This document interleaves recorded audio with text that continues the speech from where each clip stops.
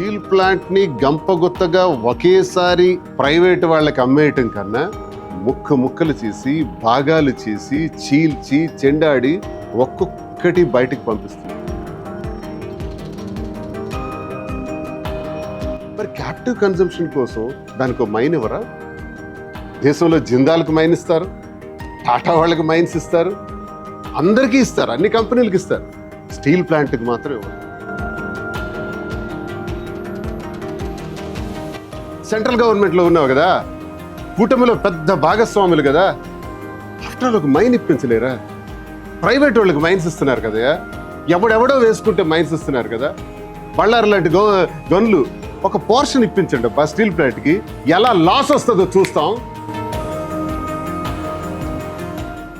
ప్రతి తెలుగువారి యొక్క ఆత్మగౌరవం విశాఖ ఉక్కు కర్మాగారం.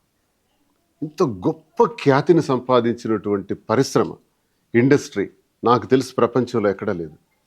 ఒక ప్రాంతీయవాదం, ఒక ప్రాంతీయ తత్వం, ఒక జాతి యొక్క ఆత్మాభిమానం ఉన్నటువంటి ఒక కర్మాగారం. ఇదొక వండర్.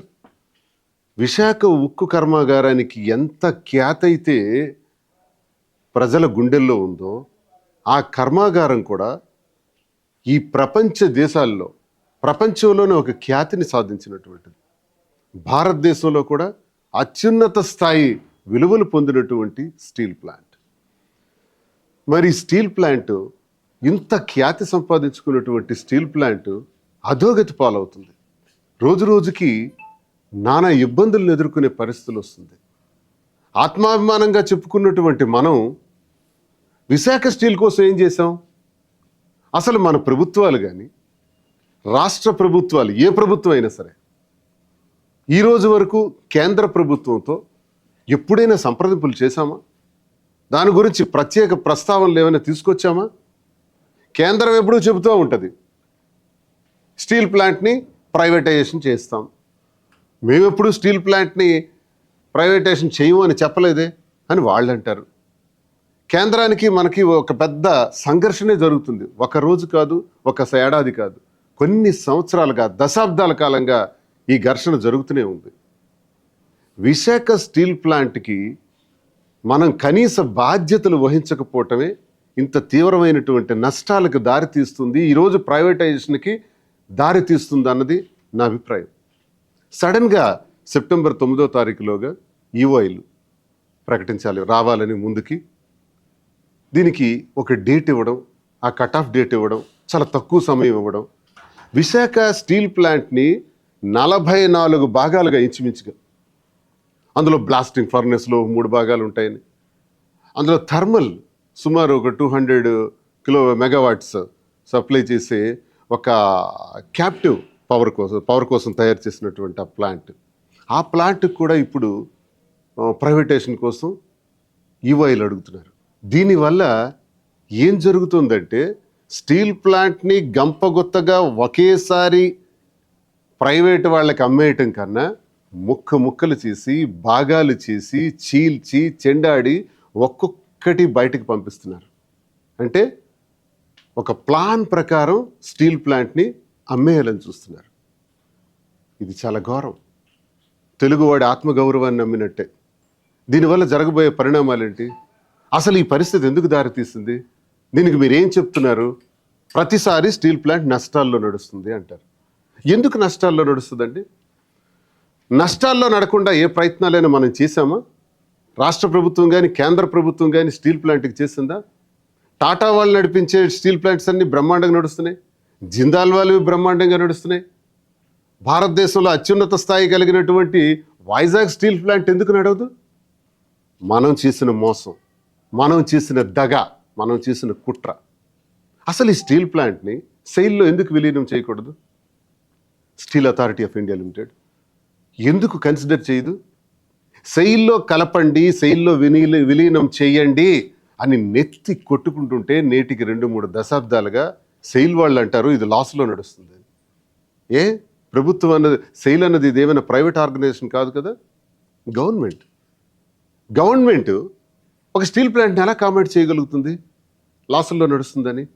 22,000 కోట్లు లాస్ అంటారు. ఏ రకంగా 22,000 కోట్లు నష్టం అండి? నాకు చెప్పండి ఒకసారి. నాకు తెలిసిన పరిజ్ఞానం వరకు నేను అడుగుతున్నాను. 2,00,000 కోట్ల ఆస్తులు ఉన్నాయి స్టీల్ ప్లాంట్కి.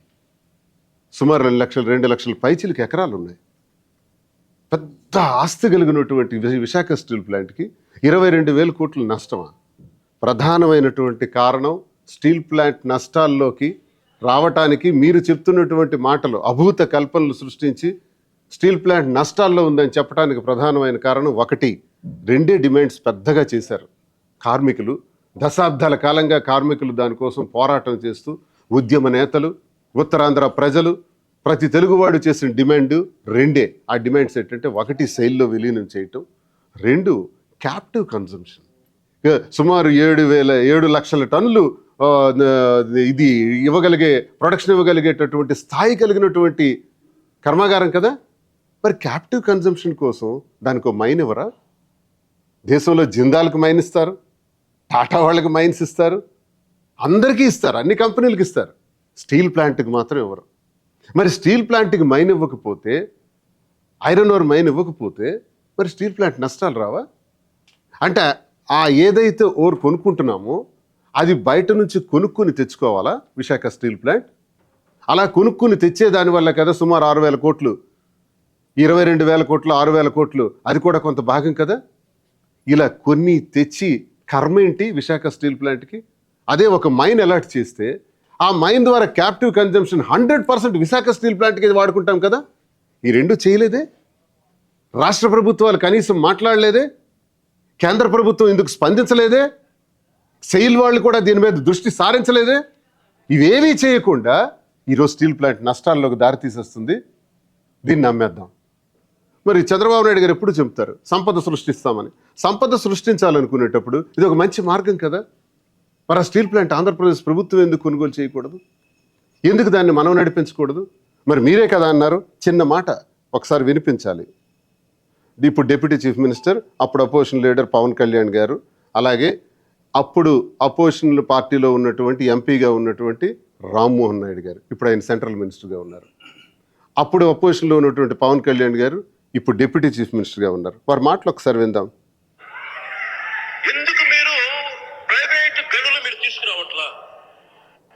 నేను ఇప్పుడు అన్నాను కదా, ప్రైవేట్ గనులు ఎందుకు ఇవ్వట్లేదు? మరి ఆనాడు పవన్ కళ్యాణ్ గారు అన్నారు, శబాష్ పవన్ కళ్యాణ్ గారు. మరి మీరు ఎందుకు ఇవ్వకూడదు? Now you are deputy chief minister కదా. ఆ ప్రైవేట్ గనులు ఇప్పుడు ఎందుకు ఇవ్వకూడదు విశాఖ స్టీల్ ప్లాంట్కి?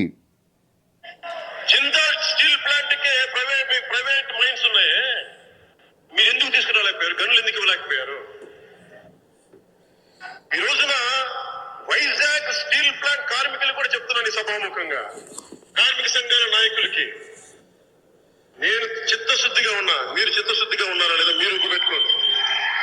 పవన్ కళ్యాణ్ గారు చిత్తశుద్ధిగా స్టీల్ ప్లాంట్ కార్మికులందరూ ఉన్నారా? మీరే లేరు. మీరు చిత్తశుద్ధిగా ఉంటే నేను ఉంటాను, మీరు చిత్తశుద్ధిగా ఉంటే నేను ఉండకపోతే నేనేం చేయలేను అన్నారు. చిత్తశుద్ధిగా ఉన్నారు కదా సార్. మీరు నిలబడతారంటే చెప్పండి. వైజాగ్ స్టీల్ ప్లాంట్ ప్రైవేట్ పరం కాకుండా కాపాడే బాధ్యత మేము తీసుకుంటాం. కానీ మీరు నిలబడాలి. మమ్మల్ని బావిలోకి నెట్టేసి మీరే తీసుకురండి మేము చేయమమ్మా. మీరు కూడా రావాలి బయటికి. ఎవరిని బావిలోకి నెట్టుతున్నారు? ఎవరిని హింసిస్తున్నారు? అంటే ఇప్పుడు కార్మికులకు ఆ రోజు మీరు అన్నమాట శబాష్ బాగా అన్నారు. ఒకటి క్యాప్టివ్ కన్జంప్షన్ కోసం మైన్ ఇవ్వాలన్నారు. మరి మీరే ఇవ్వాలి, ఇప్పుడు మీరే రికమెండ్ చేయాలి.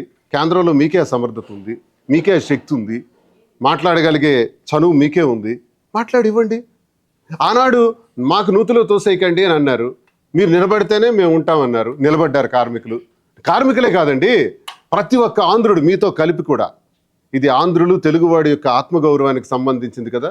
మరి మీరు ఇవ్వాలి కదా, మీరు ఇప్పుడు నిలబడాలి కదా, నిలబడతాం అన్నారు కదా. మరి ఇప్పుడు ఎందుకు నిలబడట్లేదు సార్?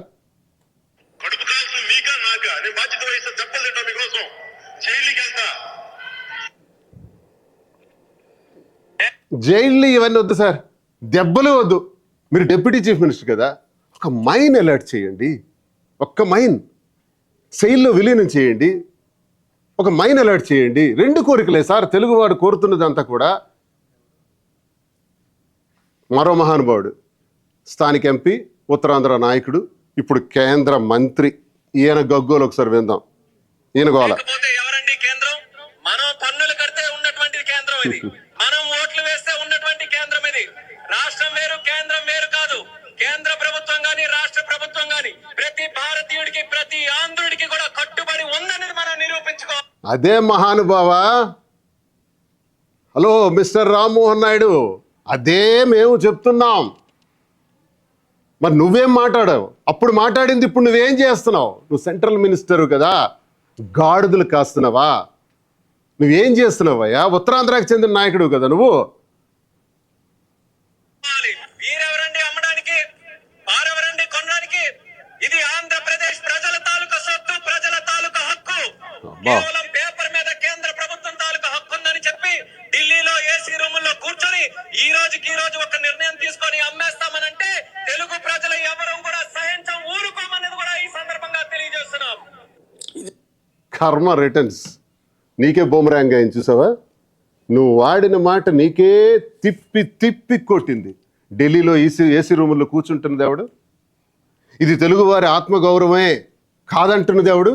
నువ్వే అంటున్నావు. ఇప్పుడు తెలుగువారి ఆత్మగౌరవానికి తూట్లు పొడుస్తున్నది ఎవరు? నువ్వే.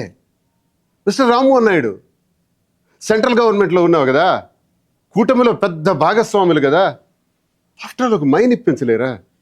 ప్రైవేట్ వాళ్ళకి మైన్స్ ఇస్తున్నారు కదా, ఎవడెవడో వేసుకుంటే మైన్స్ ఇస్తున్నారు కదా.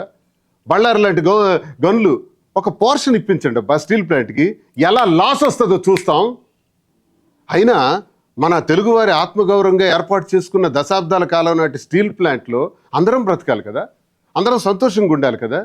ఆ ప్రయత్నం చేయకుండా మీరు ఆడిన మాటలకే నేను సమాధానం చెప్తున్నాను. పవన్ కళ్యాణ్ కానీ, రామ్మోహన్ నాయుడు కానీ, అసలు ఆ భారతదేశంలో ఎక్కువ పర్సంటేజ్ ఉన్నటువంటి తెలుగు జాతి, తెలుగు వాళ్ళకి ప్రతి ఒక్కడికి ఇది ఆత్మాభిమానానికి చెందినటువంటి విషయం.